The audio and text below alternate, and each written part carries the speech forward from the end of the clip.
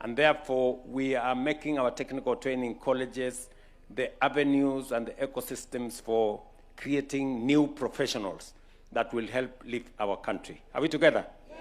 So kila mmoja wetu, ila mmoja wenu mtajipanga. Ama mtafanya namna gani? Yes. Tunakubaliana? Yes. So mimi pia nimefika hapa leo kwa sababu tunataka kujenga barabara yenu kutoka hapa Zombe mpaka Juluni. Nasikia ya kwamba nasikia wale mnatoka mbali mnahangaika na barabara ya vumbi. Si ndio?